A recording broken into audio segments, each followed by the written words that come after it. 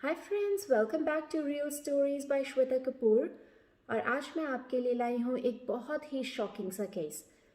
ये केस है यूएस की एक डार्डीन फैमिली का। इस डार्डीन फैमिली का मर्डर हुआ था 33 साल पहले 17 नवंबर 1987 को, और इन्हें बहुत बुरे तरीके से मारा गया था।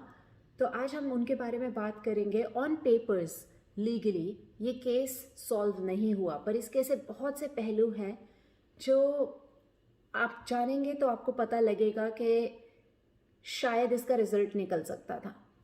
तो लेट्स सी, आज हम उसके बारे में बात करते हैं। तो सबसे पहले जानते हैं इस फैमिली के बारे में। इस फैमिली में 3 मेंबर्स थे। रसल कीथ डार्डीन जो कि 29 साल के थे, वो कीथ के नाम से जाने जाते थे, अपने मिडिल नेम से। दूसरी उनकी वाइफ रूबी इलेन डार्डीन जो कि 30 साल की थी, और वो भी अपने मिडिल नेम से ज़्यादा जानी जाती थी, विच वॉज इलेन। और उनका बेटा पीटर जो कि 2 साल का था। और अभी इनकी फैमिली में एक न्यू एडिशन होने वाली थी। इलेन वॉज प्रेग्नेंट और उनकी एक बेटी होने वाली थी। It was like in last few months of pregnancy. दोनों हस्बैंड वाइफ यूएसए में इलिनॉय में रहते थे, और दोनों शादी के बाद आईएनए इलिनॉय में शिफ्ट हो गए थे। कीथ एक ट्रीटमेंट प्लान ऑपरेटर की जॉब करते थे, और इलेन ऑफिस सप्लाई स्टोर में काम करती थी। अपने फ्री टाइम में ये लोग चर्च के एक म्यूजिक ग्रुप का पार्ट भी थे, जहाँ पर कीथ गाना गाते थे और इलेन पियानो बजाती थी। इनकी लाइफ काफ़ी सिंपल सी थी, किसी से कोई लड़ाई झगड़ा नहीं, अपना सबके साथ मिलजुल के रहने वाले थे ये लोग। आईएनए इलिनॉय एक बहुत ही छोटा सा टाउन था। 1990 में इस टाउन की पॉपुलेशन 486 लोगों की थी। तो इस टाउन में सब एक दूसरे को पहले से ही अच्छे से जानते होते थे। लेकिन पिछले 2 सालों में, विच वॉज फ्रॉम 1985 टू 1987, इस टाउन में क्राइम केसेस काफ़ी बढ़ गए थे। इन 2 सालों में 15 मर्डर केसेस रिपोर्ट हुए थे, जिसमें से एक केस में एक यंग लड़के ने अपने माँ बाप की ही जान ले ली थी। और मई 1987 में एक लड़की के रेप और मर्डर का केस भी रिपोर्ट हुआ था। इन सब वायलेंट खबरों की वजह से, ये सब क्राइम वहाँ पर बढ़ने की वजह से, कीथ अपनी फैमिली को लेकर बहुत प्रोटेक्टिव हो रहा था, और उसने मूव होने का भी सोचा था। वो सोच रहा था कि वापस अपना उसी टाउन में मूव हो जाऊँ जहाँ पर मेरे माँ बाप रहते हैं।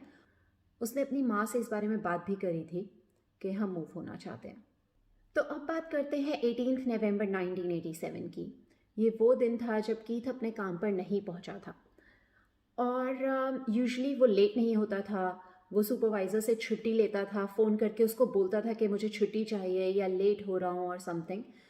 तो जब उस दिन कीथ काम पर नहीं पहुंचा, तो उसके सुपरवाइज़र को बहुत ज़्यादा चिंता होने लगी, और उसने उसके लैंडलाइन पर कई बार कॉल भी किया, पर इतनी बार कॉल करने के बाद भी किसी ने जवाब नहीं दिया। तो सुपरवाइज़र ने नेक्स्ट स्टेप उठाया और कीथ के पेरेंट्स को कॉल किया और उनसे पूछा अगर उन्हें पता हो कि कीथ कहाँ है। मे बी रात को वो उनके घर चला गया और वहीं सो गया हो और ना आया हो आज सुबह। सो ये सब थॉट्स उसके माइंड में आने लगे। फिर उसने जब उसको जवाब मिला उसके पेरेंट्स से कि कीथ यहाँ भी नहीं है और उन्हें भी नहीं पता कीथ कहाँ है, तब पेरेंट्स ने भी लगातार उसके लैंडलाइन पर कॉल किया, कोई जवाब नहीं मिला। अब पेरेंट्स को भी टेंशन होने लगी कि क्या हुआ है। तो उन्होंने, क्योंकि वो अलग टाउन में रहते थे, तो वो एकदम से वहाँ जा नहीं सकते थे, लाइक एक थोड़ा टाइम लगता उस टाउन में पहुँचने में। सो पेरेंट्स ने पुलिस को कॉल किया और पुलिस को बोला कि वो कीथ के घर पहुँचे। तो अब पुलिस जो है वो कीथ के घर पहुंची। कीथ के घर पहुंचकर पुलिस ने वहां जो सीन देखा वो बहुत ही टेरिफाइंग सीन था। उन्होंने इलेन और पीटर जो कि उनका 2 साल का बेटा था, उन दोनों को बेड से बंधा पाया, और वहां पर एक नवजात शिशु भी, एक न्यूबॉर्न बेबी भी बेड से बंधी हुई थी। और इन सबको इतना पीटा गया था, इतना पीटा गया था कि ये सब मर चुके थे, तीनों मर चुके थे, और वहाँ पर ब्लड स्टेन्स थे ऑल ओवर द प्लेस। तो बात करते हैं कि एग्जैक्टली हुआ क्या। तो इलेन और पीटर दोनों को बेड से बांधा गया। उन दोनों को पीटर के बेसबॉल बैट से इतना पीटा गया कि पीटर तो वहीं मर गया, और इलेन जो है वो सीधा लेबर पेन्स में चली गई, और उसने वहीं अपनी बेटी को जन्म दिया। और उसकी उस बेटी को भी इतना पीटा गया, उस न्यूबॉर्न को, कि उसने वहीं तड़प तड़प के जान दे दी, और इलेन ने भी वहीं तड़प तड़प के अपनी जान दे दी। उन सबको बेड में बांधा गया था। मतलब कोई इतना हैवान हो सकता है कि ये सब कर दे और सोचे भी ना कि वो एक छोटे से नवजात शिशु के साथ ये सब कर रहा है। अब पुलिस ने जब वहाँ पर थोड़ी बहुत छानबीन करी तो उनको पता लगा कि यहाँ पर कैश, ज्वेलरी कुछ भी गायब नहीं है। तो यानी कि ये चोरी, रॉबरी का केस नहीं है। और एक चीज़ जो घर से गायब थी वो था कीथ। तो कीथ वहाँ घर पर नहीं था, तो पुलिस का सबसे पहले शक कीथ पर गया कि कीथ ने अपनी फैमिली को मारा होगा। तो फिर पुलिस ने कीथ को ढूंढना शुरू कर दिया, पर कीथ उस दिन कहीं नहीं मिला। अगले दिन 19 नवंबर 1987 को कीथ की बॉडी खेतों में मिली, गेहूं के खेतों में, और उसको 3 बार गोली मारी गई थी और उसके प्राइवेट पार्ट्स को भी खराब किया गया था। उसकी कार पुलिस स्टेशन के बाहर मिली जिसमें ब्लड स्टेन्स थे, तो उससे लगा कि उसको कीथ को मार के इस कार में डाल के यहाँ पर डंप किया गया है खेतों में। तो ये ऐसा लग रहा था जैसे कि कोई पर्सनल एंगल है, किसी को या तो कीथ से या उसकी फैमिली से कोई चिढ़ थी, क्योंकि कोई रॉबरी नहीं, कोई चोरी नहीं, और जिस तरह से इनको मारा गया था उससे पर्सनल एंगल लग रहा था। फोरेंसिक जांच में पता लगा कि जब एलेन और पीटर की बॉडी मिली थी तो उनको 12 घंटे से ऊपर का टाइम हो गया था मरे हुए, और जब कीथ की बॉडी मिली तो उसको 23 से 24 घंटे हो गए थे मरे हुए। ऑफकोर्स उसकी बॉडी एक दिन बाद मिली थी पुलिस को। और फोरेंसिक जांच में ये भी पता लगा कि एलेन के साथ कोई सेक्सुअल असॉल्ट नहीं हुआ था। इस सब के बाद पुलिस काफ़ी तेज़ी से इस केस पर लग गई। इस केस पर 30 पुलिस वाले लगे हुए थे, अपनी अपनी तरह से जांच कर रहे थे, और इस केस में 100 लोगों से, लगभग 100 लोगों से क्वेश्चंस किए गए, पर हर बार पुलिस एक डेड एंड पर आकर रुक जाती थी। उन्हें कोई सुराग नहीं मिल रहा था कि खूनी कौन हो सकता है। और कुछ लोगों पर शक ज़रूर हुए, पर कोई भी मुजरिम साबित नहीं हो पाया।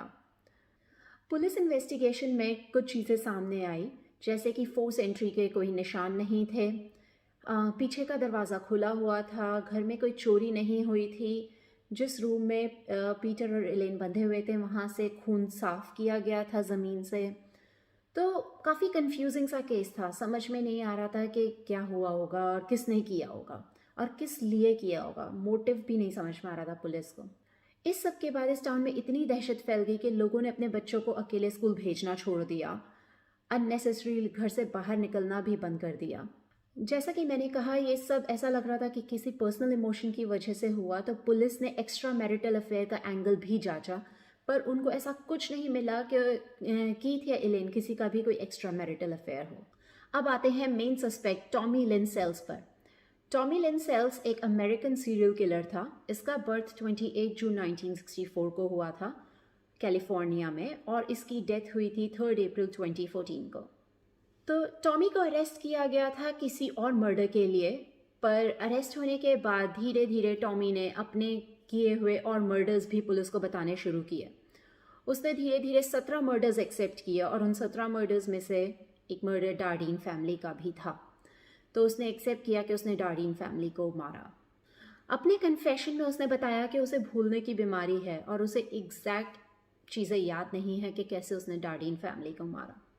टॉमी ने पुलिस को बताया कि 1980s में वो काफ़ी ट्रैवल कर रहा था। वो जहाँ जाता था वहाँ मेलों में, कार्निवल्स में या छोटे मोटे काम करके अपनी रोज़ी रोटी कमाता था और ट्रैवल करता रहता था। अपने कन्फेशन में डार्डीन फैमिलीज़ को लेकर टॉमी ने जो भी बताया, वो कन्फेशन 2-3 बार चेंज हुआ। पहले कन्फेशन में उसने बताया कि वो कीथ से एक ट्रक स्टॉप पर मिला था। अगली बार उसने बताया कि वो कीथ से एक बार में मिला था, जो कि एक पूल हॉल था जहाँ पर पूल टेबल्स होती हैं। फिर टॉमी ने बताया कि कीथ ने उसे अपने घर डिनर पर बुलाया था, और डिनर करने के बाद जब टॉमी जाने लगा तो कीथ ने उसे 3 के लिए पूछा, और टॉमी को ये सुनकर इतना गुस्सा आया कि उसने कीथ को गन पॉइंट पर, वो कीथ को खेतों में ले गया और वहाँ पर उसे मार दिया। लेकिन उसे लगा कि कीथ की फैमिली जो है वो विटनेस है, तो वो घर वापस गया और जाकर उसकी फैमिली को भी मार दिया। ये था उसका एक वर्जन। अब आते हैं उसके नेक्स्ट वर्जन पर। अगले वर्जन में टॉमी ने ये बताया कि वो उस टाउन से गुजर रहा था, उसने कीथ के घर के बाहर सेल बोर्ड देखा। क्योंकि कीथ मूव होना चाहता था, उसने वहाँ पर सेल का साइन लगाया था। तो टॉमी को लगा कि आज उसे अपना शिकार मिल गया। उसने दरवाज़ा खटखटाया, और जब कीथ ने दरवाज़ा खोला तो टॉमी ने कीथ से वो घर परचेज़ करने की बात करी। तो कीथ ने उसे अंदर बुलाया और जैसे ही वो अंदर गया उसने कीथ पर हमला कर दिया। उसके बाद उसने कहा कि उसने कीथ को बोला कि अपनी वाइफ और बच्चे को बेड में बांध दो, तो कीथ को वो करना पड़ा। और उसके बाद उसने बोला कि मैं तुम्हारी वाइफ और बच्चे को छोड़ दूंगा अगर तुम मेरे साथ चलोगे। तो वो कीथ को वहाँ खेतों में ले गया और उसने कीथ को वहाँ मार दिया। उसके बाद वो घर वापस आया और उसने इलेन और पीटर को भी मार दिया और इलेन का रेप भी किया। लेकिन जैसे कि फोरेंसिक जांच में ये पता लगा था कि इलेन का रेप नहीं हुआ था, तो ये स्टोरी सच नहीं लग रही थी। जैसा कि मैंने आपको पहले भी बताया कि कीथ अपनी फैमिली को लेकर काफ़ी प्रोटेक्टिव था और रिसेंट कुछ केसेस की वजह से वो और ज़्यादा प्रोटेक्टिव हो रहा था। उसके एक फ्रेंड ने इतना भी बताया कि कुछ दिन पहले कीथ के घर पर किसी ने दरवाज़ा खटखटाया था, कोई लेडी थी, उसने बोला कि मुझे एक फ़ोन कॉल करनी है। और कीथ इतना प्रोटेक्टिव था कि उसने उस लेडी को भी मना कर दिया कि वो उसको वहाँ से फ़ोन कॉल करने नहीं दे सकता है। तो आप सोचिए एक ऐसा आदमी कैसे अपने घर में किसी अनजान आदमी को घुसने देगा डिनर के लिए या ड्रिंक्स के लिए, या इवन को ये बोले कि भाई मुझे तुम्हारा घर खरीदना है, तो वो उसको अपने घर में घुसने देगा। तो ये चीज़ें पुलिस को काफ़ी खटक रही थी कि ये सब वर्जन्स झूठे हैं टॉमी के या क्या है एग्जैक्टली, उनको कुछ समझ में नहीं आ रहा। इसके बाद टॉमी ने और भी कुछ मर्डर्स एक्सेप्ट किए, तो फाइनली वो 22 मर्डर्स का सस्पेक्ट बना। लेकिन डार्डीन फैमिली का मर्डर्स प्रूव नहीं हुआ था, इसलिए ये प्रूव नहीं हुआ कि टॉमी ही उनका मर्डर है। Usually it's like serial killers जो होते हैं वो किसी और का मर्डर भी अपने सर पर ले लेते हैं, ऐसा यूजुअली होता है। तो इसलिए पुलिस ये प्रूव नहीं कर पाई कि टॉमी ही उस फैमिली का किलर था। कुछ और भी रीजंस थे जिसकी वजह से टॉमी जो था वो डार्डीन फैमिली का किलर साबित नहीं हुआ था ऑन पेपर्स। उसका एक कारण ये भी था कि उसने जो जो इन्फॉर्मेशन पुलिस को दी वो सारी वो इन्फॉर्मेशन थी जो कि पब्लिक हुई थी। तो उसने कुछ भी ऐसा नहीं बताया जो पब्लिक नहीं किया था पुलिस ने, या जो पुलिस को नहीं पता था। उसने कुछ भी नया नहीं बताया पुलिस को। और दूसरा ये कि आईएनए की जो पुलिस थी, उस टाउन की पुलिस, वो टॉमी को आईएनए ले जाना चाहती थी सो दैट टॉमी वहाँ जाकर उनको ये बता सके कि मतलब कोई नई डिटेल दे सके, ये बता सके कि उसने क्या किया, कैसे किया, किस रूम में गया और समथिंग एल्स। लेकिन टॉमी को ऑलरेडी फांसी की सज़ा हो चुकी थी, तो इस वजह से आईएनए की पुलिस को परमिशन नहीं मिल पाई कि वो टॉमी को वहाँ से ले जा सके। और एट लास्ट 2014 में टॉमी को हैंग कर दिया गया। तो ये थी हमारी आज की स्टोरी। आपको क्या लगता है, क्या टॉमी इस फैमिली का मर्डरर था या नहीं था, या वो बस एक वही सीरियल किलर था जिसने एक्सेप्ट कर लिया था? What are your thoughts on it? Let me know in the comment section.